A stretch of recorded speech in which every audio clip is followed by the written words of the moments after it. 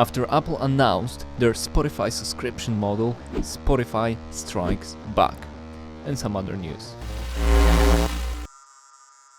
Hi, it's Mike talking about podcasting and what's happening in the podcasting world. If you enjoy the content, you can always hit the like button. Okay, let's get to it. In the previous video, we've talked about Apple, we showed the conference and how Apple is getting in on podcasts finally. And they've announced not only their new updated podcast app, but also a subscription option for podcasters. Now, the rollout didn't go as smooth as they planned. And when we look at Mac rumors, first of all, they redesigned the podcast app. It didn't go quite well with some people.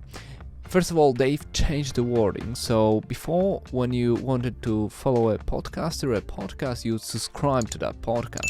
Now they've changed it to follow because they wanted to have that differentiation between subscription, where you pay money, and follow, where you just sort of follow the content, I guess. But not everyone was happy about the changes, so people say that, after the update, the Apple Podcast now is an active obstacle to listening to podcasts. And adding podcasts to libraries, that's been some issue there. Also having hundreds of old episodes added to their device is using massive amounts of data. So there are some issues there.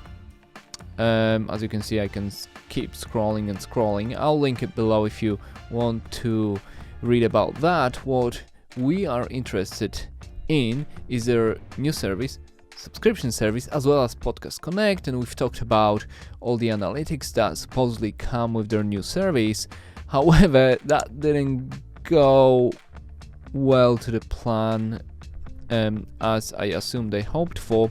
And when we look at Pod News, they've been reporting on that. They don't recommend logging into Podcast Connect at this time because many podcasters say that the show has completely gone missing. Apple Podcast Connect is unavailable for many. A lot of issues. Even with our podcast host, Audio Boom, we've got like a big banner on our dashboard. Don't log into Podcast Connect at this stage until they will sort out the bugs. And they also say it's impossible to submit a new show to Apple Podcasts at this time. Obviously, they are working on solution. Bugs aside, we talked about the subscription model, how a lot of these companies are trying to make people pay for podcasts, support podcasters like you'd have with Patreon. So, was it a day or 2 days after Apple conference, Spotify came with their announcement, and they will allow podcasters to charge for their subscription plans.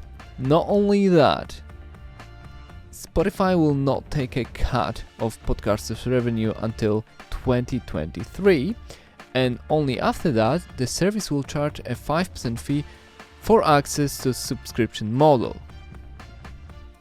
And Verge rightly says it's a heavy hit from Spotify because if you want to do the same through Apple, not only you have to pay $19.99 per year as a creator, Apple will then take a cut, which is from 15 to 30% of revenue. And when we jump to actual press release from Apple, let's scroll down. As you can see there, the Podcasters program will cost you $20 if you want to enroll in that, and then they will take 70% after taxes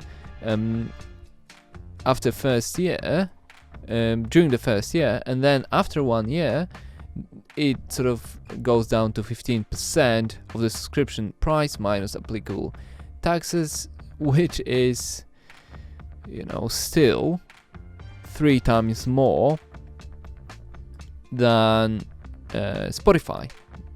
And of course, for 2 years, you're keeping 100%. So we'll see how these wars are developing, how these battles develop in the future. My only worry is, and I have to read about that a little bit more and then see what other podcasters are doing, is that with Apple you'll be uploading uncompressed waves, audio files to their servers. With Spotify, this feature will be available through Anchor. And with Anchor owns the RSS. You don't own the RSS feed. So it'll be interesting to see how that actually works. I mean, you could have your own RSS feed for your podcast and then sort of use your premium feed, upload on these different platforms. So you have one for Spotify, one for Apple, one for Patreon, and then I guess make revenue from this diversified revenue sources. So it will be interesting to see how this developed, but yeah, they came back with their subscription model pretty fast. I think it was like a day after Apple announced it first. And I want to finish this video with a couple of news, the short news first. We talked about Facebook getting in podcasts, and for now you can use Spotify player to access podcasts and music, but then Facebook is building their own in-app podcast player, and they say this will be separate from in-app Spotify player, and the podcaster will be able to distribute their shows, etc. And they said the Spotify partnership is primarily about music. So first they say, well, your podcast through Spotify, suddenly they are developing their own podcast player. I wouldn't be surprised if that podcast player has a subscription model built in, an option that people will be able to use. Well, my personal opinion, the more options the better for creators, for listeners who want to support their favorite shows. And the last but not least, just quick news that Sirius XM bought 99% Invisible, and that show has been running for 10 years, one of the biggest independent podcasts out there.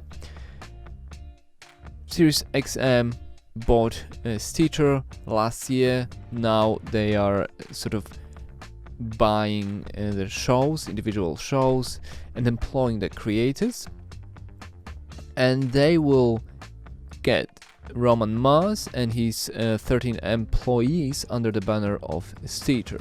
So I'm very curious how this type of deals work, because essentially now you're an employee. If there are some kind of conditions, what about the content? Can you still do what you were doing before without, someone sitting next to you directing you? I guess people will see in coming months and years, but the landscape's changing. Big companies are investing, buying, licensing the shows and creators. It's definitely exciting to be in that space.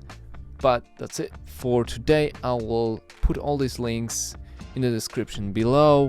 If you enjoyed this video, hit like, check the rest of my channel, and I'll see you later.